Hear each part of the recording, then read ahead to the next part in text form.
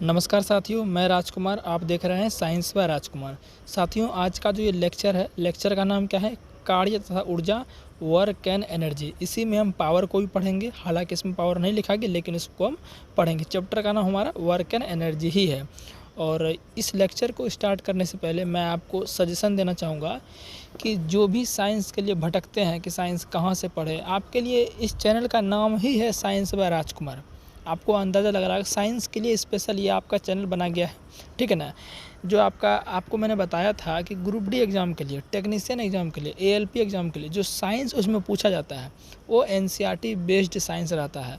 और अगर आप किताब नहीं, एनसीईआरटी किताब खरीद लेता है, 9-10 के बहुत लोग खरीद लेते हैं, लेकिन जब पढ़ते हैं तो उसको समझ नहीं आता है। तो मैंने आपके लिए एकदम सुविधा वाला काम किया है कि एनसीईआरटी का लाइन बाय लाइन साथियों मैंने आपको पूरा पढ़ाया है। मैंने आपको बायोलॉजी पूरा ख़त्म कर दिया है, केमिस्ट्री पूरा ख़त्म कर दिया है। अभी ये आपका फिजिक्स चल रहा है, फिजिक्स भी अब आपका कार्य और ऊर्जा ख़त्म होगा। इसके बाद साउंड पढ़ेंगे और एक चैप्टर और भी मैं आपको पढ़ाऊंगा, ठीक है ना। तो पूरा मैंने आपको साइंस पढ़ाने की गारंटी ली है, तो ज़रूर मैं पढ़ाऊंगा। ख़त्म ही होने वाला है। प्लेलिस्ट में जाके ज़रूर देखें जो शुरू से नहीं देखे हैं, ताकि आपके लिए फ़ायदेमंद होगा। साइंस दोबारा आपको पढ़ने की ज़रूरत नहीं मिलेगा। जो चीज़ पेड में लोग पढ़ाते हैं वो चीज़ें यहाँ पर आपको साइंस बाय राजकुमार चैनल पर मिलेगी, ठीक है ना। और जो साइंस का नोट्स लेना चाहते हैं, मैंने आपके लिए साइंस का नोट्स भी डिज़ाइन किया है, क्योंकि आप जब मैं वीडियो ये आपके लिए रिकॉर्ड कर रहा हूँ तो आप चाहिएगा कि इसको लिखना तो समय ज़्यादा लगेगा। इसलिए मैंने आपके लिए आपके क्या क्या है ये नोट साथियों आपको मात्र 99 में मिल जाएगा। कैसे मिलेगा? आप क्या करें, 8540997350 ये आपका व्हाट्सअप नंबर है। इस पर आप जानकारी ले सकते हैं कैसे लेना है, पेमेंट वगैरह कैसे लेना है। आपको पीडीएफ के रूप में ये नोट्स भेज दिया जाएगा, ताकि जब आप क्लास हमारा कर ले रिवीजन के लिए आप पीडीएफ को पढ़ सकते हैं, ठीक है। तो देखिए, पहले देखते हैं कि कार्य आपका क्या होता है। इसको इंग्लिश में वर्क बोलेंगे। देखिए, जब किसी वस्तु पर बल लगाया जाता है और उसका विस्थापन बल की दिशा में हो तो उसे हम क्या कहते हैं? कार्य कहते हैं। कहने का मतलब क्या है, जैसे मान के चले मेरे भाई, ये आपका एक पत्थर है, ये आपका क्या एक पत्थर है, और इधर से कोई व्यक्ति यानी कि पर्सन जो है, एक कोई पर्सन जो है इस पर क्या कर रहा है, एकदम धकेल दे रहा है, इसको धक्का दे रहा है। तो इसको जो धक्का दे रहा है मतलब बल किस दिशा में लगा रहा है? बल आपका इस दिशा में लगा रहा है। अगर ये पत्थर आपका अब बल इस दिशा में लगा रहा है तो पत्थर किधर खसेगा? बोले सर पत्थर भी तो इधर ही खसकेगा, पत्थर भी इधर ही खसकेगा ना। तो पत्थर जो इधर खिसका, यहीं पर हमारा क्या हो गया? कार्य हो गया। यहीं पर हमारा क्या हो गया? कार्य। मतलब कि हमने पत्थर को खिसकाने के लिए बल लगाया और पत्थर खिसका भी। अगर हम बल लगा रहे हैं, जिस दिशा में बल लगा रहे हैं उसी दिशा में पत्थर अगर आपका खिसक रहा है तो हम बोलेंगे कि कार्य आपका हो रहा है, कार्य आपका हो रहा है, ठीक है ना। हालांकि अलग अलग बात अभी आएंगी कि कार्य कब धनात्मक हो सकता है, कार्य आपका ऋणात्मक देखने को मिलेगा, कहीं पर ऐसा होगा कार्य बिल्कुल होगा ही नहीं, मतलब जीरो कार्य होगा। सारे केसेस अभी हम देखेंगे। तो फिलहाल आपको कार्य समझ में आ गया होगा कि कार्य कैसे होगा। जब भी हम किसी को बल लगा रहे हैं किसी वस्तु को, अगर वो वहाँ से उसका विस्थापन हो रहा है, विस्थापन मतलब वो हटक रहा है, खिसक रहा है, तो बोलेंगे कार्य हुआ है। वही हमने बोला यहाँ पर, जब किसी वस्तु पर बल लगाते हैं और उसका विस्थापन बल की दिशा में हो तो उसे हम क्या कहेंगे? कार्य वहाँ पर कहेंगे, ठीक है ना मेरे भाई। चलिए, अब जैसे कि मान चलिए आपकी साइकिल, आप सपोज साइकिल आप चला रहे हैं, तो साइकिल जब आप चला रहे हैं तो साइकिल आगे बढ़ रहा है कि नहीं बढ़ रहा है? आप बल भी उसी दिशा में लगा रहे हैं, साइकिल भी उसी दिशा में बढ़ रहा है ना, तो वहाँ पर कार्य हो रहा है।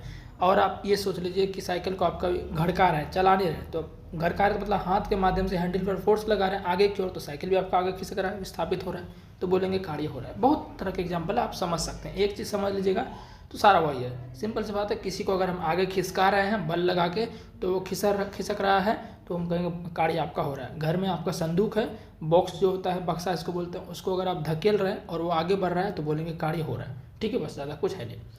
अब कार्य करने के लिए दो दशाओं का क्या है मेरे भाई? आवश्यक है। मतलब कार्य अगर आप चाहते हैं कि कार्य हो तो कार्य होने के लिए दो कंडीशन है। पहला कि वस्तु पर हमें बल लगाना ही पड़ेगा। भाई बल नहीं लगाएंगे तो कोई काम कैसे होगा? बिल्कुल सही बात है, नहीं होगा, ठीक है ना। और वस्तु विस्थापित होने चाहिए। अगर आप किसी वस्तु पर बल लगा रहे हैं और वो खिसक ही नहीं रहा है, हटक ही नहीं रहा है वहाँ से, तो आप कैसे कहेंगे कि काम आप कर रहे हैं? कर रहे हैं क्या? बिल्कुल नहीं कर रहे हैं। घर की जो आपका दीवार है, आपका घर का जो दीवार है मेरे भाई, उसको आप क्या कर रहे हैं? बल लगा रहे हैं, तो क्या वो खिसकेगा? दीवार नहीं खिसकेगा, तो हम बोलेंगे कि वहाँ पर कुछ भी कार्य नहीं हुआ है, वहाँ पर कुछ भी कार्य नहीं हुआ, क्योंकि भाई दीवार को हम बल लगा रहे हैं, पूरा ताकत लगा रहे हैं उसको वहाँ से खिसकाने के लिए, लेकिन वो दीवार नहीं खिसकेगा, तो हम बोलेंगे कुछ भी कार्य हम नहीं किए। क्योंकि कार्य तभी होगा जब आप बल भी लगा रहे हैं और वस्तु वहाँ से विस्थापित भी हो रहा है, मतलब खिसक भी रहा है, हटक भी रहा है। समझ गए ना बात को? वही मैं बोला कि कार्य करने के लिए दो दशाओं का होना अति आवश्यक है। एक आपका बल आपको लगाना ही पड़ेगा, और अगर हम बल लगा रहे हैं तो वस्तु विस्थापित होनी ही चाहिए, तभी हम बोलेंगे कार्य वहाँ पर होगा। समझ गए ना बात को? चलिए नेक्स्ट देखते हैं। अगर इनमें से कोई भी दशा पूरी नहीं होती है तो कार्य नहीं माना जाएगा। मतलब कि मेरे भाई मैंने आपको सारा बता दिया, अगर आप बल लगा रहे हैं वस्तु विस्थापित ही नहीं हो रहा है तो कार्य नहीं होगा, वही ये कहना चाह रहे हैं, ठीक है ना। अब यहीं से इसका फॉर्मूला आता है, कार्य को W से सूचित करते हैं, ये कोई बड़ी बात नहीं है। कार्य का इंग्लिश वर्क होता है और वर्क का पहला वर्ड लेटर W होता है, जिससे W से इसको सूचित करते हैं। इसका फॉर्मूला बिल्कुल आसान है, बल गुना विस्थापन होगा, क्योंकि हम बल लगा रहे हैं और बल लगाएंगे तो क्या होगा, वस्तु विस्थापित होगी, हटकेगी, तो बल गुना विस्थापन कर देंगे तो क्या होता है मेरे भाई, आपका कार्य होता है, ठीक है ना। बल को F से डिनोट करते हैं, विस्थापन को S से डिनोट करते हैं। कभी कभी विस्थापन को D से यानी कि डिस्प्लेसमेंट भी लिखते हैं, S भी लिखते हैं। मैंने आपको जब मोशन चैप्टर बताया था तो मैंने उसमें आपको अच्छे से बताया था कि डिस्प्लेसमेंट को कभी कभी D भी लिखते हैं, कभी कभी S भी लिखते हैं। समझ गए ना। तो W बराबर फॉर्मूला यहाँ पर क्या हो जाएगा, W बराबर फॉर्मूला आपका मेरे भाई हो जाएगा आपका FS हो जाएगा। क्या हो जाएगा मेरे भाई यहाँ पर आपका FS हो जाएगा, ठीक है ना। अब इसका SI यूनिट क्या होगा, इसका SI यूनिट जो जूल होता है, क्या होता है, जूल होता है। अच्छा मान लीजिए कि इसका SI यूनिट आपका जूल नहीं दिया तो ऑप्शन में दे देगा, पूछ देगा कि कार्य का SI यूनिट क्या होगा। आपको तो हमने बताया कि जूल है, लेकिन मान लीजिए कि जूल ऑप्शन में नहीं रहे तो क्या हो सकता है ऑप्शन में, तो हो सकता है इससे बना के वो दे सकता है। देखिए फोर्स बल का मात्रक क्या होगा, न्यूटन गुना S क्या आपका विस्थापन है ना। विस्थापन क्या है, एक तरह की लंबाई ही तो है, दूरी ही तो है, तो लंबाई हो या दूरी हो मात्रक क्या होगा, मीटर, तो न्यूटन गुना मीटर, या वो ऐसे लिख देगा या वो चुपचाप ऐसे लिख देगा। समझ गए बात को। तो ध्यान रखिएगा, अगर कार्य का मात्रक जूल नहीं दे तो आपका न्यूटन मीटर वो दे सकता है, न्यूटन गुना मीटर दे सकता है, ये भी आपका जूल ही है। 1 जूल बराबर 1 न्यूटन मीटर। समझ गए यहाँ तक बात को। अगर जूल नहीं देगा तो आप फंसेंगे नहीं, आप आसानी से कर लीजिएगा आसान, ठीक है। जैसे देखिए यहाँ पर कुछ न्यूमेरिकल है, उसको हम देखते हैं। इसके बाद साथ जो हमारा चैप्टर आएगा वो आएगा साउंड, ठीक है ना। साउंड खत्म होने के बाद फिर देखेंगे आपका हम न्यूमेरिकल की ओर। कहाँ जाएंगे, न्यूमेरिकल की ओर हम चलेंगे। तो लंबा सीरीज चलेगा आपका न्यूमेरिकल का, इसलिए कह रहा हूँ कि चैनल पर जो भी आए हो सब्सक्राइब बिना किए हुए मत ही जाना मेरे भाई, ठीक है ना। चलो, जैसे एक कुली जो है 15 kg का बोझ धरती से 1.5 मीटर ऊपर उठाकर अपने सिर पर रखता है। मान के चलिए कोई कुली आप जानते हैं ना, अरे कुली जानते हैं कि नहीं सर, बिल्कुल जानते हैं। कोई जो स्टेशन पर जो सामान ढोने वाला रहता है, जैसे मान चलिए आप जो बड़े बुजुर्ग आदमी हैं, मतलब थोड़े से रईस टाइप का आदमी हैं, वो क्या करते हैं, जब वो ट्रेन से उतरते हैं तो उसका घर जाने के लिए उसके पास जो सामान होता है वो क्या करते हैं, कुली वहाँ पर रहते हैं, वो सामान को उठा को गाड़ी में डालते हैं। आपने देखा होगा लाल ड्रेस में रहता है उसको कुली कहते हैं, नहीं सब जानते होंगे आप। तो कुली क्या कर रहा है, 15 kg का बोझ है, मान चलिए कि 15 kg का आपका क्या है, 15 kg का मान लेते हैं वो ट्रॉली बैग है। क्या है मेरे भाई, ट्रॉली बैग है। 15 kg का मान लेते हैं क्या आपका ट्रॉली बैग है, ठीक है ना।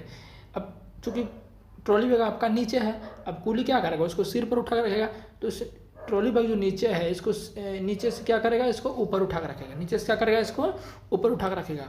और कितना मीटर ऊपर उठाया है, कितना मीटर ऊपर उठाया है, 1.5 मीटर। कितना मीटर मेरे भाई, 1.5 मीटर ऊपर उठाया है, नीचे से ऊपर उठाया कितना मीटर, ट्रॉली बैग को 1.5 मीटर। तो अब देखिए कुली उठाने में बल लगा रहा है कि नहीं लगा रहा है भाई। कुली अगर ट्रॉली बैग को उठाना चाहते हैं तो उसको ताकत लगाना पड़ेगा उठाने के लिए, ताकत लग रहा है मतलब बल लग रहा है। समझ गए ना बात को। और बल लग रहा है तो उसका ट्रॉली बैग उठ भी जा रहा है, मतलब हम कहेंगे ट्रॉली बैग का विस्थापन हो रहा है। भाई कार्य वही होता है, बल भी लगा रहे हैं और विस्थापन भी हो जाए तो हम बोल देंगे कार्य आपका हो रहा है। सिंपल सा बात है, ठीक है ना। तो कितना मीटर होता है वो, 1.5 मीटर, यानी कि विस्थापन 1.5 मीटर हुआ है। विस्थापन कितना हुआ है, 1.5 मीटर हुआ है। तो करा उसके द्वारा बोझे पर, यहाँ देखिए बात को समझिए जरा मेरे भाई, उसके द्वारा बोझे पर किए गए कार्य का परिकलन कीजिए। यानी कि जो आपका बोझ था वो ट्रॉली बैग समझ लीजिए, ट्रॉली बैग जो था उस पर कितना कार्य किया गया तो हम निकाल लेते मेरे भाई। अब देखिए बोझ का जो ट्रॉली बैग था या बोझ उसको बोल लीजिए, कितना था वजन, उसका द्रव्यमान कितना था, 15 kg था। और उसको जब बल लगाया गया तो कितना मीटर उठाया गया उसको, तो उठाएगा मेरे भाई उसको 1.5 मीटर उठाए। कितना उठाया? 1.5 मीटर उठाया। अब कार्य का है तो अभी हम जस्ट पढ़ना, कार्य वाला सूत्र क्या होगा? ये हो जाएगा F गुना S। क्या हो जाएगा? F गुना S हो जाएगा। अब F गुना जो S हो गया मेरे भाई, तो F मतलब क्या आपका है? F मतलब आपका क्या है? F मतलब आपका बल हो गया, और S का मतलब आपका क्या हो गया? विस्थापन हो गया। लेकिन ज़रा आप यहाँ देखिए मेरे भाई, ज़रा आप यहाँ देखिए कि यहाँ पर जो है बल का वैल्यू नहीं दिया गया, बल का वैल्यू यहाँ पर नहीं दिया गया, तो आप कैसे कार्य निकालेंगे? कार्य निकाल पाइएगा सर? नहीं निकलेगा। तो सर हम क्या करें इस स्थिति में? देखिए अभी आपने एक चीज़ पढ़ा होगा, पढ़ा तो नहीं होगा, अभी मैं आपको बताऊंगा स्थितिज ऊर्जा क्या होता है मेरे भाई। स्थितिज ऊर्जा जरूर आपने पढ़ा होगा। क्या पढ़ा होगा? स्थितिज ऊर्जा। स्थितिज ऊर्जा क्या होता है अभी जस्ट पढ़ेंगे आगे कुछ देर बाद, फिर मैं बता देता हूँ अभी आपको। स्थिति, देखिए स्थितिज, स्थिति का मतलब क्या हुआ? लोकेशन, विन्यास, है ना। किसी भी मतलब स्थितिज ऊर्जा वैसी, उसको इंग्लिश में पोटेंशियल एनर्जी बोलेंगे, वैसी ऊर्जा जो कि किसी वस्तु के स्थान परिवर्तन यानी कि स्थिति में परिवर्तन के कारण हो। जैसे कि मान चलिए यहाँ पर कोई वस्तु था, इसको ऊपर उठा लिया, तो इसको ऊपर जो उठा लिया इसमें क्या आ गई? स्थिति में परिवर्तन हो गए। तो स्थिति में इसको परिवर्तन हुए, इसके कारण इसमें स्थितिज ऊर्जा आ गई। तो यहाँ पर जो मेरे भाई ट्रॉली बैग को जो ऊपर उठाया गया 1.5 मीटर ऊपर उठाया गया, मतलब स्थिति में परिवर्तन किया गया, उसका नीचे से ऊपर किया गया, स्थिति में परिवर्तन हुआ, मतलब उसमें स्थितिज ऊर्जा है। और स्थितिज ऊर्जा का जो फॉर्मूला होता है मेरे भाई, स्थितिज ऊर्जा का फॉर्मूला होता है W बराबर mgh होता है। क्या होता है? mgh। अभी आगे इसको हम देखेंगे क्या होता है। W बराबर mgh होता है, ये आपका स्थितिज ऊर्जा है। क्या होता है? स्थितिज ऊर्जा। तो यहाँ पर W आपका कार्य हो गया, M आपका मेरे भाई क्या हो गया? द्रव्यमान हो गया, G मतलब आपका गुरुत्वीय त्वरण हो गया, H मतलब मेरे भाई क्या हो गया? ऊंचाई हो गया। ठीक है, तो अब देखते हैं यहाँ पर पूरा हम वैल्यू रखते हैं। तो M का वैल्यू कितना दिया है? 15 दिया है, ठीक है ना। G मतलब गुरुत्वीय त्वरण। मैंने आपको बताया है यहाँ पर इस सवाल में गुरुत्वीय त्वरण का मान आपको नहीं दिया गया, नहीं दिया गया तो आपको कितना लेना है? आपको लेना है मेरे भाई 9.8। क्या लेना है? 9.8 लेना है, गुण है। H मतलब क्या है? हाइट कितना दिया? 1.5 मीटर दिया है, 1.5 मीटर दिया है, ठीक है ना। और सवाल में वो जब न्यूमेरिकल इसे आएगा तो वो खुद बोल देगा कि G का मान जो आप है, G का मान 10 लीजिए या G का मान 9.8 लीजिए, ठीक है ना। तो हमने यहाँ पर 9.8 लिया और 15 लिया। जब इसको सॉल्व करेंगे तो देखिए मैंने यहाँ पर जो है, देखिए मैंने यहाँ पर सॉल्यूशन किया हुआ है, यहाँ पर देखिए अच्छा मैंने यहाँ पर 10 लिया, तो कोई बात नहीं आप 10 ले सकते हैं, ठीक है ना। वो आप देख सकते हैं कि ऑप्शन में किस तरह से आंसर दिया गया। मैंने आपको बोला ना, इसके लिए बिल्कुल चिंता आपको नहीं करनी है, वो आपको सीधा बोल देगा कि G का मान आप 10 लीजिए, G का मान आप 9.8 लीजिए, इस तरह से आपको दे देगा, ठीक है ना।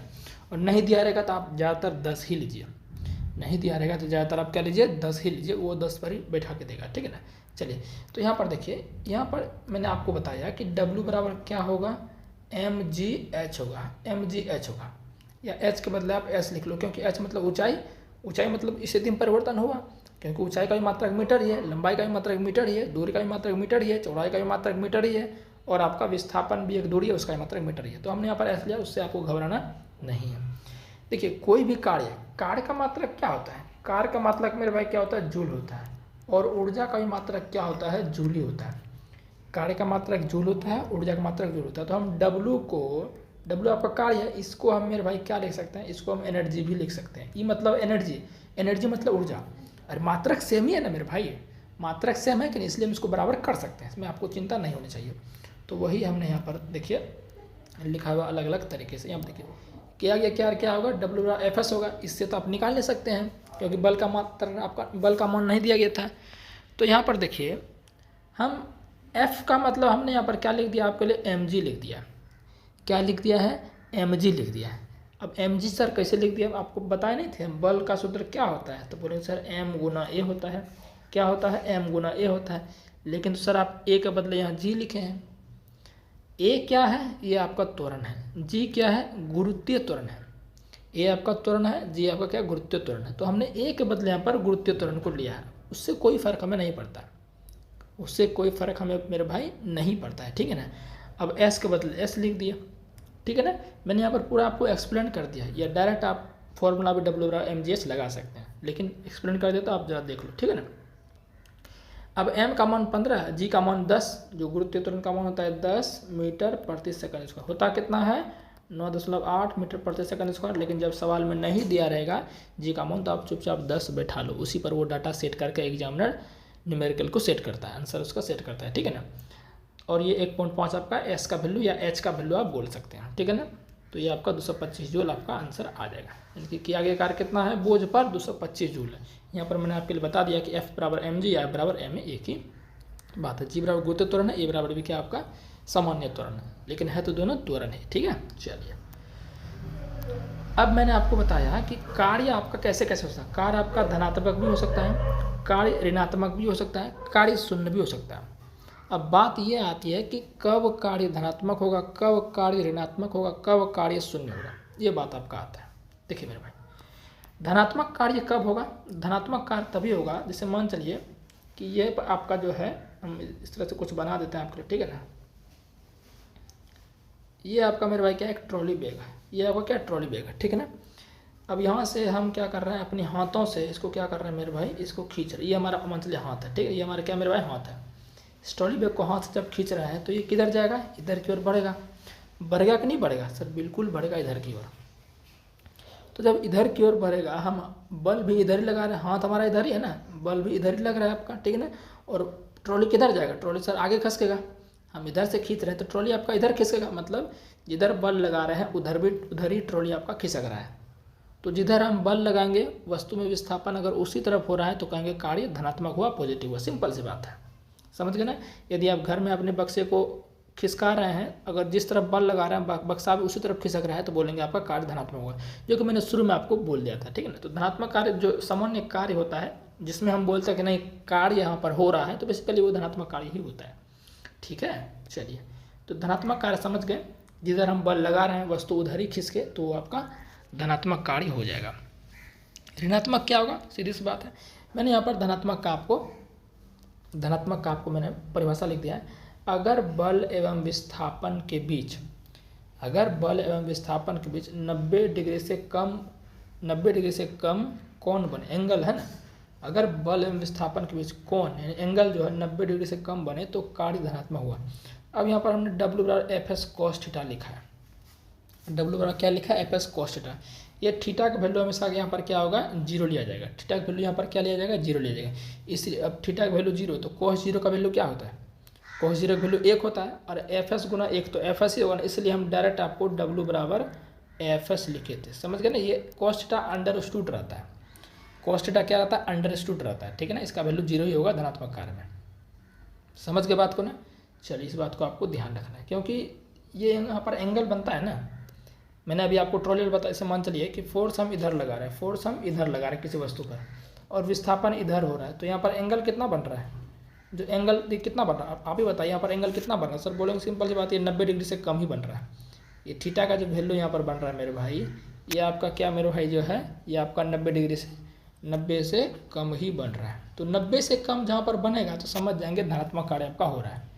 जहाँ पर भी थीटा का मान 90 डिग्री से कम बनेगा तो वो धनात्मक कार्य हो जाएगा, समझ गए बात को मेरे भाई। तो वही हमने यहाँ पर लिखा है यहाँ पर, ठीक है। चलिए, अर्थात बल की दिशा में, यानी कि बल की दिशा में विस्थापन हो रहा है तो वो आपका क्या होगा, पॉजिटिव वर्क होगा, ठीक है ना। अब इसका उल्टा हो जाएगा ऋणात्मक कार्य। अब हम बल लगा रहे हैं इस दिशा में, अब स्थापित हो रहा है वस्तु इस दिशा में, तो उल्टा दिशा में हो गया। उल्टा दिशा में होने का मतलब क्या होगा कि 90 डिग्री से भी ज़्यादा कोण बनेगा। तो 90 डिग्री से ज़्यादा कोण बनेगा मतलब कार्य क्या होगा, ऋणात्मक होगा, निगेटिव होगा। जैसे कि देखिए निगेटिव कार्य को मैं इस तरह समझाता हूँ। जैसे मान चलिए कि आप जो है आप बल लगा रहे हैं इस दिशा में, बल आप इस दिशा में लगा रहे हैं, ठीक है ना। और वस्तु आपका मेरे भाई जो है, वस्तु आपका इधर घूम रहा है, तो इधर मतलब बल आप इस दिशा में लगाएं, ये आपका F हो गया, ठीक है ना। और वस्तु विस्थापित हो रहा है इस दिशा, मतलब ये D या S हो गया, इधर विस्थापित हो रहा है। तो कोण कितना बढ़ रहा है, अगर हम कोण यहाँ पर देखें, लगाए गए बल और वस्तु विस्थापित हुआ उसके बीच कोण देखिए कितना कोण बन रहा है। तो आप बोलेंगे सर ये 90 डिग्री से ज़्यादा है, सीधी सी बात दिख रहा है।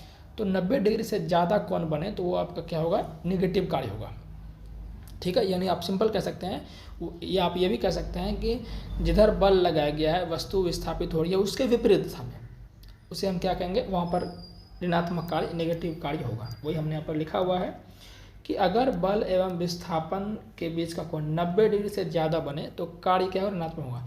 यहाँ थीटा का वैल्यू 90 डिग्री से 180 डिग्री के बीच होगा, ठीक है ना।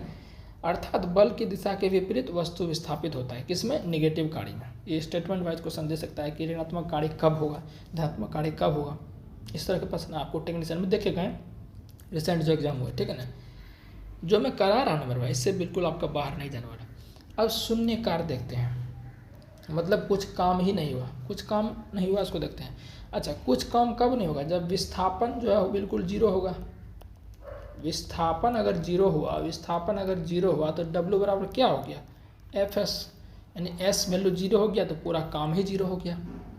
यही होगा ना, आप फोर्स लगा रहे हैं और वस्तु खिसक ही नहीं रहा है, उसमें विस्थापन देखने को मिल ही नहीं रहा, तो बोलेंगे काम कुछ भी नहीं हुआ। जैसे आप घर की दीवारों को चाहेंगे कि उसको विस्थापित कर दे, वहाँ से हटा दे, तो वो पॉसिबल है? आप कितना भी बल लगा रहे हो, 200 बल, 200 न्यूटन, 50 न्यूटन, 1000 न्यूटन, कितना ही बल लगा रहे हो, वो नहीं खिसकेगा। खिसकेगा क्या? नहीं खिसकेगा, ठीक है ना। तो वहाँ पर कार्य जीरो होगा क्योंकि विस्थापन ही जीरो है, ठीक है। तो ये तो बिल्कुल ईजी है, बिल्कुल क्या मेरे भाई आपका ईजी है।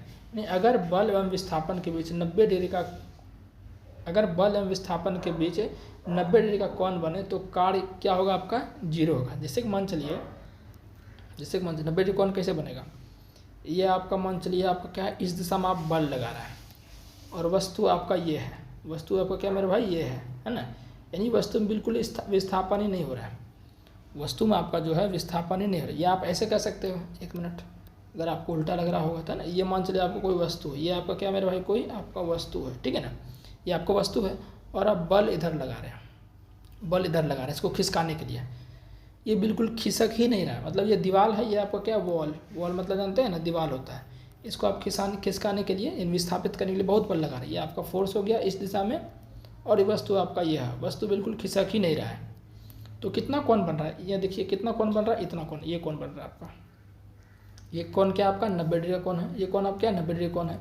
यानी कि लगाए गए बल और ये वस्तु के बीच जो है कितना का कोण बन रहा है साथियों? आपका कितना कोण बन रहा है? आपका 90 डिग्री का कोण बन रहा है। तो 90 डिग्री का जब कोण बन रहा है तो W क्या होता है? FS cos theta. तो थीटा का वैल्यू यहाँ पर 90 हो जाएगा, तो cos 90 का वैल्यू क्या होगा? जीरो। जब cos 90 का वैल्यू जीरो हो जाएगा तो ये पूरा कार्य ही जीरो हो जाएगा। इसलिए कह रहे हैं कि आपका जो है जब वस्तु यानी कि जब लगाए गए बल और जो वस्तु विस्थापित हो रहा है उनको दोनों के बीच अगर 90 डिग्री का कोण बन रहा है तो कार्य क्या होगा? जीरो होगा। 90 डिग्री से ज़्यादा का कोण बन रहा है तो कार्य ऋणात्मक होगा, ठीक है। चलिए, और बिल्कुल ही कम कोण बन रहा है यानी कि 90 डिग्री से कम कोण बन रहा है तो कार्य क्या होगा? पॉजिटिव होगा, ठीक है मेरे भाई। उम्मीद है कि आप चीज़ों को समझ गए हैं, ठीक है। अब ऊर्जा देखिए, ऊर्जा क्या होता है? ऊर्जा इसको एनर्जी बोलते हैं। मैंने आपको बताया कि कार्य करने से ही ऊर्जा आएगी। तो कार्य का जो मात्रक होगा वही क्या होगा? ऊर्जा का भी मात्रक होता है। जो कार्य का मात्रक जूल होता है वही ऊर्जा का मात्रक भी जूल होता है, ठीक है ना। तो देखते हैं ऊर्जा क्या होता है। कार्य करने की क्षमता को ही ऊर्जा कहते हैं। भाई अगर आपके पास ऊर्जा है, बात को समझो जरा, अगर आपके पास ऊर्जा है, शरीर में एनर्जी है, तभी ना आप काम कर पाइएगा भाई।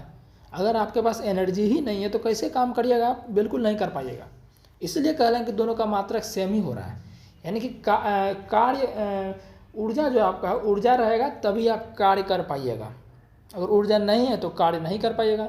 जितना ज़्यादा आपके पास ऊर्जा है उतना आप कार्य कर पाइएगा। नहीं कर पाइएगा? बिल्कुल कर पाइएगा। तो ऊर्जा जो है कार्य का एक रूप है, बस उसको एक तरह से निरूपित करने का तरीका है। हमारे पास ऊर्जा है तो हम काम कर पा रहे हैं, ठीक है। चलिए, तो समझ गए होंगे ऊर्जा क्या होता है। जो वस्तु कार्य करती है उसमें क्या होती है? ऊर्जा की हानि होती है। अब आपके पास मान चलिए कि भाई आपने पूरा खाना वाना अच्छे से खा लिया है, अभी आपके पास एनर्जी पूरा बूस्ट अच्छे से, एनर्जी आपका अच्छा अभी है ना, भूख बिल्कुल नहीं लगा, आपके पास एनर्जी है तो आप काम कर पाइएगा। क्या मान चलिए आपने सुबह का नाश्ता किया मेरे भाई, मैं आपको दैनिक एग्जाम्पल से रिलेट करके समझाता हूँ ऊर्जा को। सुबह आपने नाश्ता किया तो आपके पास एनर्जी आ गई, तो आप अब काम करने फिर गए क्योंकि आपके पास ऊर्जा आ गई है, खाना आपने खा लिया, आपको एनर्जी वगैरह मिल गई है ना। तो आपके पास जो ऊर्जा आ गई है उस ऊर्जा से आप क्या कर सकते हैं? काम कर सकते हैं अच्छे तरीके से। तो उस ऊर्जा से आप कितना देर तक काम कर सकते हैं? मुश्किल से मुश्किल 3 घंटा, 4 घंटा, मैक्सिमम आप 5 घंटा कर सकते, इससे ज़्यादा आप नहीं कर सकते हैं सुबह के नाश्ता से। तो इसके कहने का मतलब सर क्या है? यानी कि लिमिटेड है, लिमिटेड है ना, मतलब हम जैसे जैसे काम कर रहे हैं हमारी ऊर्जा की क्या हो रही है? हानि हो रही है। हम जैसे जैसे काम कर रहे हैं हमारी ऊर्जा क्या हो रही है? हानि हो रही है। हम जैसे जैसे काम कर रहे हैं हमारी ऊर्जा क्या हो रही है? हानि हो रही है। वही मैं आपको यहाँ पर बोल रहा हूँ। एक समय ऐसा पूरा ऊर्जा खत्म होगा, हम काम नहीं कर पाएंगे। फिर हमको काम करने के लिए फिर से ऊर्जा लेना पड़ेगा। समझ गए ना बात को। अब बोलेंगे सर अगर हम कुछ भी काम नहीं करते तो फिर भी तो हमें भूख लग जाता है। अरे भाई बॉडी का जो आपका अंदर का जो ऑर्गन है वो उसको काम करने के लिए उसको भी तो ऊर्जा चाहिए, वो भी तो खपत करता है आपका ऊर्जा। तो आप काम करो या ना करो आपको ऊर्जा खपत होगी ही होगी। हाँ अगर थोड़ा ज़्यादा भीड़ वाला काम कर रहा है तो उसमें जल्दी ऊर्जा खपत होगी। ठीक है चलिए। तो जो वस्तु कार्य करती है उसमें ऊर्जा क्या होती है, हानि होती है। जिस वस्तु पर कार्य होता है उसमें ऊर्जा की वृद्धि होती है। अब कहने का मतलब इसका क्या है कि जो वस्तु कार्य करती है, जो वस्तु कार्य करती है उसमें ऊर्जा क्या होती है, हानि होती है। और जिस वस्तु पर कार्य किया जाता है उसमें ऊर्जा की क्या होती है, वृद्धि होती है। कोई वस्तु है, मान लीजिए आपका कोई वस्तु है, ठीक है, इस पर कोई व्यक्ति कार्य कर रहा है, कोई व्यक्ति इस पर क्या कर रहा है, कोई व्यक्ति छोड़ो, कोई वस्तु जो है, एक मिनट मैं आपको समझाना चाहता हूँ अच्छे से, एक मिनट का इसको हटाता हूँ। देखिए ये आपका कोई वस्तु है, ठीक है, इस पर क्या किया जा रहा है, किसी वस्तु द्वारा कार्य किया जा रहा है। ये हमारा है कार्य करने वाला वस्तु। ये क्या हमारा है, कार्य करने वाला। ये हमारा क्या है, कार्य करने वाला। और ये जो है जिस पर कार्य हो रहा है, ये क्या आपका, जिस पर कार्य आपका हो पा रहा है, ठीक, जिस पर कार्य आपका हो पा रहा है। तो ये व्यक्ति जो कार्य करने वाला है ये किस पर कार्य कर रहा है, इस पर कार्य कर रहा है। तो इस पर जो कार्य कर रहा है तो इस पर जो है ये आपका, इस पर ऊर्जा की हानि हो जाएगी और इस पर ऊर्जा की वृद्धि हो जाएगी, क्योंकि सारा एनर्जी इसमें ट्रांसफ़र हो रहा है। समझ गए ना बात को, समझ गए कि नहीं बात को। तो इसमें मान चलिए 50 जूल एनर्जी था तो इस पर भी पूरा कितना आ जाएगा, 50 जूल एनर्जी आ जाएगा, क्योंकि सारा ऊर्जा ये इस पर अध्यारोपित कर रहा है। ठीक है ना, इम्प्लांट कर रहा है, आप जिससे बोल लो। तो वही मैंने आपको लिखा है। अब ऊर्जा का मात्रक क्या होगा मेरे भाई, ऊर्जा का मात्रक जूल ही होगा। ऊर्जा का मात्रक क्या होगा, जूल ही, क्योंकि वो भाई आपके पास ऊर्जा है तभी आप कार्य कर पाओगे, और कार्य का मात्रक जूल होगा तो ऊर्जा का मात्रक भी जूल होगा। अगर यहाँ पर कुछ न्यूमेरिकल बनाने के लिए टर्म्स हैं, यूनिट्स कह सकते हैं। 1 किलो जूल बराबर क्या होगा, 1000 जूल होगा। और 1 किलो जूल मतलब ये तो उसी का शॉर्ट में लिख दिए हैं। 1 जूल बराबर कितना होगा, 10⁻7 अर्घ होगा। ये ध्यान, ये कभी कभी पूछ जाता है कि 1 जूल बराबर कितना होता है, 10⁻7 अर्घ होता है। इस बात को ध्यान रखिएगा, ठीक है ना।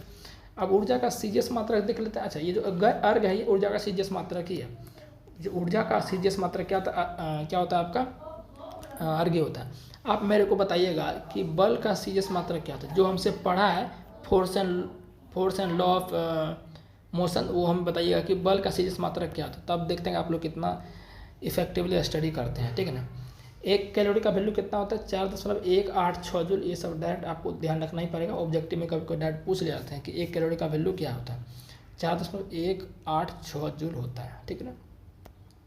और ऊर्जा को समझते हैं।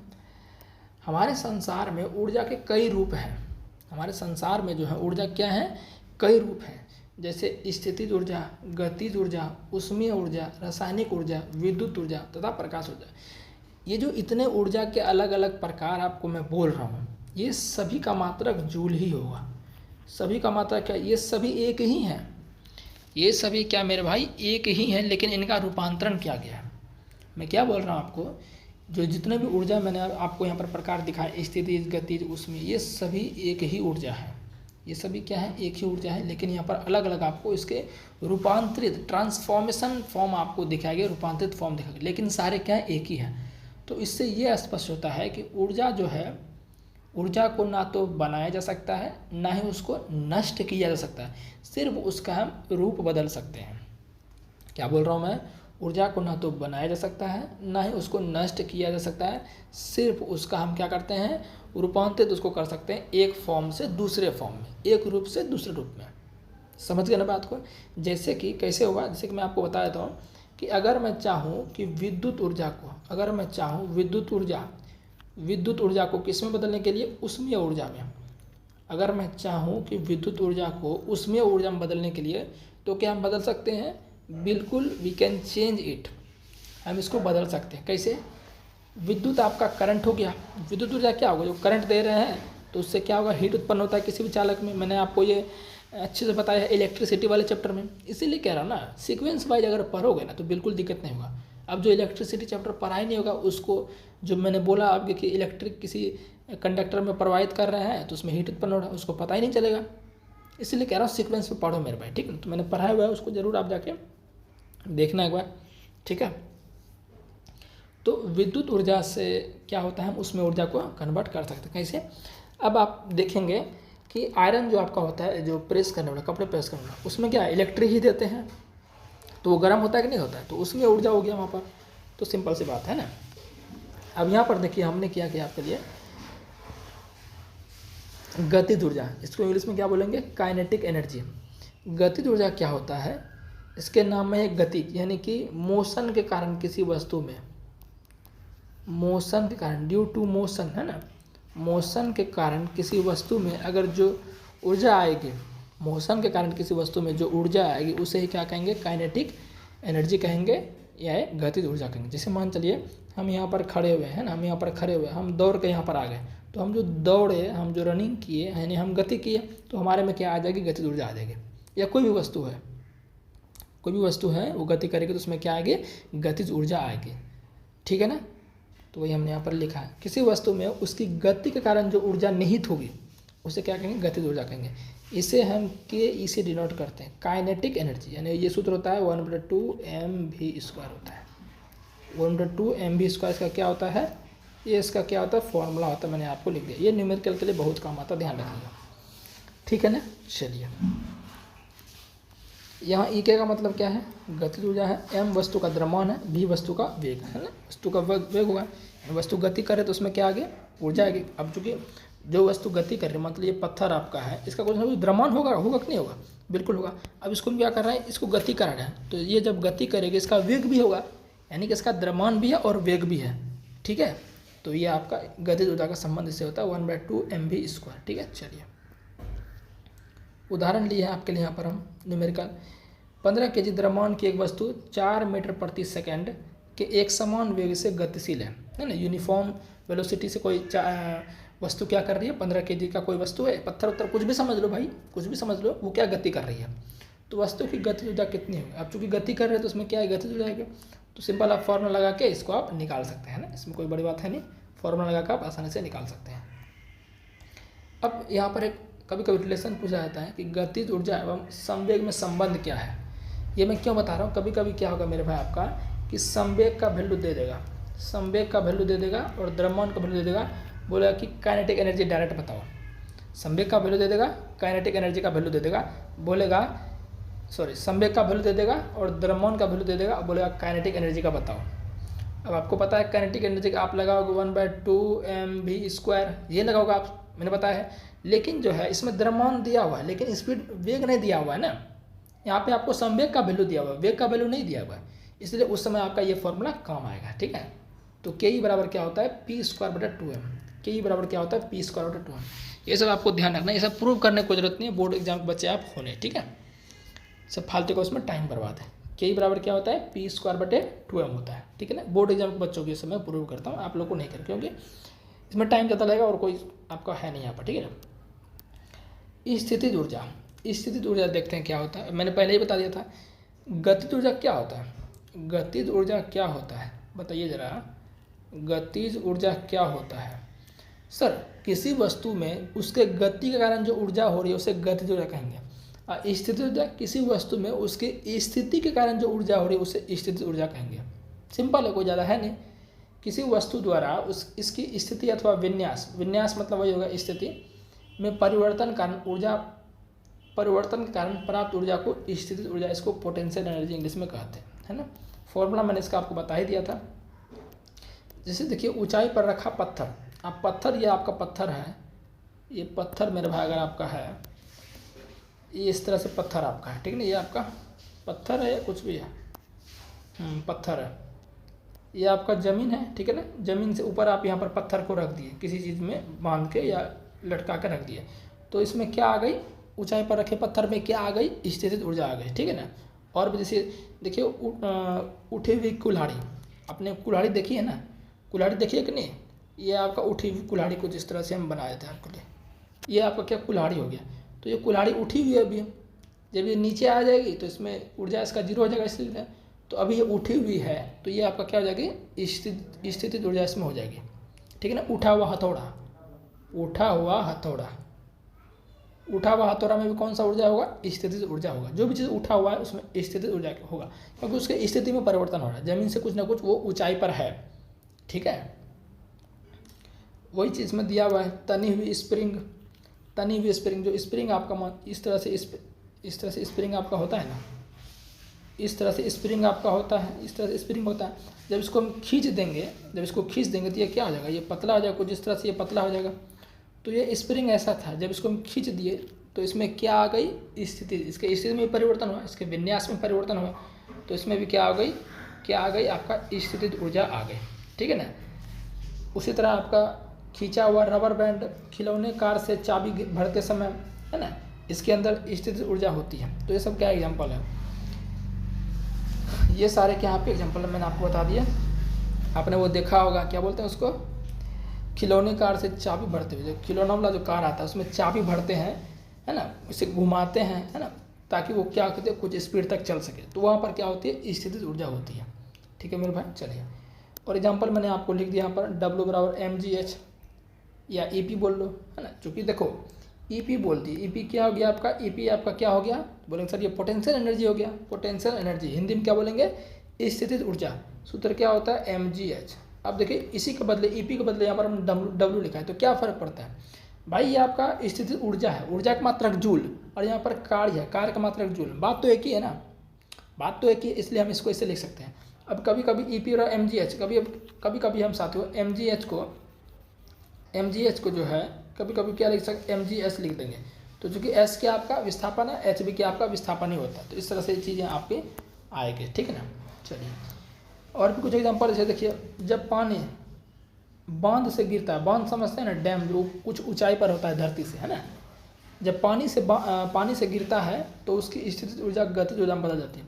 अगर आपको बोल दे कि ऊपर जो बांध बनाया गया पानी को स्टोर करने के लिए, वर्षा का पानी स्टोर या नहर का पानी स्टोर करने के लिए, उसमें कौन सी ऊर्जा है? सर बांध तो हमारा ऊपर है, बांध तो ऊपर है ना, तो बोलेंगे ऊपर है तो मतलब स्थितिज ऊर्जा है। कोई भी वस्तु उसके स्थिति में, उसके विन्यास में परिवर्तन हो रहा है तो बोलेंगे उसमें क्या है? स्थितिज ऊर्जा है। ठीक है ना। तो बांध पर जो पानी होता है उसमें कौन सी ऊर्जा होती है? स्थितिज ऊर्जा होती है, क्योंकि वो कुछ न कुछ ऊंचाई पर है ज़मीन से। वही पानी को अगर हम नीचे गिराएंगे तो वो किस में बदल जाएगी? गतिज ऊर्जा में बदल जाएगी। सर कैसे? अब पानी जो नीचे गिर रही है तो गति कर रही है, पानी गति कर रही है, मतलब किसी भी वस्तु में उसकी गति कारण कौन सा ऊर्जा होता है? गतिज ऊर्जा होता है। ठीक है ना, इस बात को ध्यान रखना। तो जब पानी बांध से गिरता है तो उसकी स्थितिज ऊर्जा किस में बदल जाती है? गतिज में। क्यों? क्योंकि वो गति कर रहा है। ठीक है, तो वही चीज़ लिखे हैं। अब देखो गतिज ऊर्जा प्लस में स्थितिज ऊर्जा, इन दोनों के योग को क्या कहते हैं? यांत्रिक ऊर्जा। कई बार डायरेक्ट पूछा गया कि यांत्रिक ऊर्जा क्या है।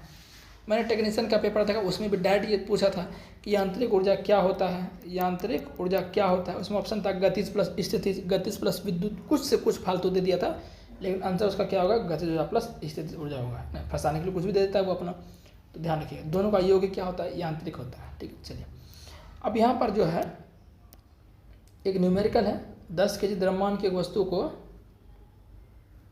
कुछ मिस है क्या यहाँ पे? 10 kg द्रव्यमान की वस्तु को कर सकते हैं, धरती से हमें दर्शाया गया है, कुछ यहाँ पर मिसिंग लग रहा है। ये जो सवाल आपका है, ये सवाल ऐसा है, मैं बोल देता हूँ आपको कि कोई 10 kg द्रव्यमान का कोई वस्तु है ना, उसको क्या किया गया है? धरती से 6 मीटर की ऊंचाई तक उठाया गया है। तो ऊंचाई तक उठाया तो वस्तु में क्या आ जाएगी? स्थितिज ऊर्जा आ जाएगी। वस्तु में क्या आ जाएगी? स्थितिज ऊर्जा आएगी। तो बोलेगा कितना स्थितिज ऊर्जा, वही पूछ रहा है। तो सिंपल है, m बराबर 10 kg दिया है, h बराबर 6 मीटर दिया है, तो g का वैल्यू यहाँ पर क्या लेना है? 9.8। अच्छा, g का वैल्यू ये 9.8 जो हमने यहाँ पर लिया, मतलब ये दिया होगा यहाँ पर जो है ना, ये g का वैल्यू यहाँ पर जो है 9.8 ये दे दिया होगा, 9.8 मीटर प्रति सेकंड स्क्वायर। ठीक है ना, ये यहाँ पर दे दिया होगा। ठीक है ना, तो इस बात को आपको ध्यान रखना, बस आपको वैल्यू बैठा देना, आंसर आपका आ जाएगा। स्थितिज ऊर्जा पूछ रहा है तो EP बराबर क्या हो जाएगा? mgh 10 9.8 को 6, आंसर आपका 588 जूल आ जाएगा। ठीक है ना, ये आपका सवाल था। चलिए अब बात करते हैं मेरे भाई ऊर्जा संरक्षण का नियम। बात क्या करते हैं? ऊर्जा संरक्षण का नियम। फिर आपका ये आपका टॉपिक खत्म हो जाएगा। ठीक है ना, बस ज़्यादा कुछ इसमें था ही नहीं बिल्कुल भी। ठीक है, ऊर्जा संरक्षण का नियम क्या होगा? इस नियम के अनुसार, समझिएगा, इस नियम के अनुसार ऊर्जा केवल एक रूप से दूसरे रूप में रूपांतरित हो सकती है, ना तो इसकी उत्पत्ति की जा सकती है, ना ही उसका विनाश किया जा सकता। अभी मैंने कुछ 7-8 मिनट पहले आपको बोला था कि ऊर्जा के कई रूप हैं। ऊर्जा का सिर्फ आप रूप बदल सकते हैं, ऐसा नहीं कि ऊर्जा अलग से हम बना सकते हैं। ऐसा नहीं है कि प्रकाश ऊर्जा को आप उसमें ऊर्जा में कन्वर्ट करने के लिए आप कुछ अलग तरीका करेंगे, कुछ अलग उसमें मैकेनिकल चीज़ें करेंगे, नहीं मेरे भाई। वो प्रकाश ऊर्जा को उसमें ऊर्जा में बदलने का तरीका अलग हो सकता है, लेकिन वो चीज़ एक ही है, वो चीज़ एक ही है। उसका जो एक तरह समझिए कि मिश्रण होगा उस ऊर्जा का एक ही होगा। मिश्रण में नहीं बोलना चाहिए, लेकिन मैं समझाने के लिए आपको बोल रहा हूँ, मतलब घटक जो उसका होगा वो सारा एक ही होगा, है ना। इस बात को समझिए आप। वो जो ऊर्जा वो है, उस प्रकाश ऊर्जा का मात्रक जूल है, तो जो उसमें ऊर्जा का मात्रक भी जूले होगा। ऐसा नहीं है कि उसका मात्रक भी चेंज होगा, ऐसा नहीं होगा। तो वो सारे ऊर्जा एक ही है, सिर्फ रूप उसका हम बदलना चाह रहे हैं, कुछ ना कुछ तरीका मेथड लगा रहे हैं इनका, है ना, सिर्फ उसका रूप बदलना चाह रहे हैं, ठीक है ना। तो यही ऊर्जा संरक्षण के नियम कुछ भी नहीं कहता, बस यही कहता है कि ऊर्जा का जो है, ऊर्जा को ना तो आप बना सकते हैं, ना ही आप उसे नष्ट कर सकते हैं, सिर्फ उसका आप रूप बदल सकते हैं एक रूप से दूसरे रूप में। जिस तरह से मैंने आपको शायद पढ़ाया था केमिस्ट्री में, द्रव्यमान संरक्षण का नियम पढ़ाया था कि नहीं पढ़ाया था, द्रव्यमान संरक्षण का नियम मैंने आपको पढ़ाया था। इसमें बताया था कि द्रव्यमान को आप ना तो बदल सकते हैं, ना ही उसको बना सकते हैं। मतलब ना तो उसे क्या कर सकते हैं, ना तो उसे आप बना सकते हैं, ना ही उसे नष्ट कर सकते हैं ना, सिर्फ उसका आप उसको कन्वर्ट कर सकते हैं एक से दूसरे में। तो उसी तरह आपका साथियों क्या है, ऊर्जा संरक्षण का नियम है, ठीक है।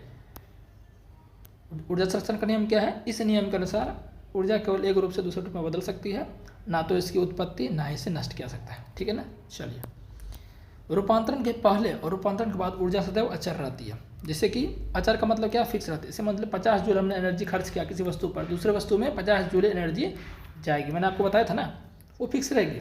50 जूल हमारा एनर्जी है, हम किसी पर खर्च कर रहे हैं तो उस पर 50 जूल एनर्जी जाएगा। तो रूपांतरण के पहले, ये रूपांतरण के पहले है, ये रूपांतरण के पहले है, और रूपांतरण के बाद है। मान लीजिए ये विद्युत ऊर्जा थी, है ना, ये विद्युत ऊर्जा थी, है ना, विद्युत ऊर्जा 50 जूल थी, अब ये खर्च हो गया, रूपांतरित हो गया किस में, मान लेते हैं उसमें ऊर्जा में, तो ये भी 50 जूल ही जाएगा, 50 जूल ही होगा, ठीक है। चलिए, ऊर्जा के बिना जीवन असंभव है, ठीक, बिल्कुल भाई असंभव है। हमें कभी ज़रूरत है विद्युत ऊर्जा से, उसमें ऊर्जा की ज़रूरत है, तो हम कैसे करेंगे, तो पॉसिबल है तभी ना, नहीं पॉसिबल है तो कैसे, जिंदगी संभव था क्या, बिल्कुल संभव नहीं था, इसलिए ऊर्जा के बिना जीवन असंभव है। चलिए मेरे भाई, अब इससे आगे वाला टॉपिक क्या है, शक्ति है। मैंने यहाँ पर देखिए आपके अच्छे से लिख दिया है, इसके आगे क्या है, शक्ति वाला टॉपिक है, जो आपको विद्युत धारा वाले चैप्टर में पढ़ना ही है। मैंने देखिए कितने अच्छे से आपके लिए लिख रखा है। विद्युत शक्ति जो मेरे भाई है आपका, कहाँ गया ये जो शक्ति वाला टॉपिक है, मैंने इसमें इसलिए नहीं लिखा है, क्योंकि मेरे भाई ये आपको विद्युत धारा वाले चैप्टर में मैंने ऑलरेडी पढ़ा दिया है, विद्युत धारा वाले चैप्टर में ऑलरेडी पढ़ा दिया है, तो फालतू का कोई अलग कुछ है भी नहीं। जो इसमें पढ़ना था वही उसमें हम पढ़ लिए हैं, इसलिए क्यों फालतू का हम वीडियो को लंबा करें आपके लिए, है ना। तो उसमें विद्युत धारा वाले चैप्टर, इलेक्ट्रिसिटी चैप्टर वाले में मैंने आपको पूरे अच्छे से पढ़ाया हुआ, विद्युत शक्ति न्यूमेरिकल उससे जो आते हैं सारे मैंने आपको कराए हुए हैं, तो चिंता करने की बिल्कुल बात नहीं है।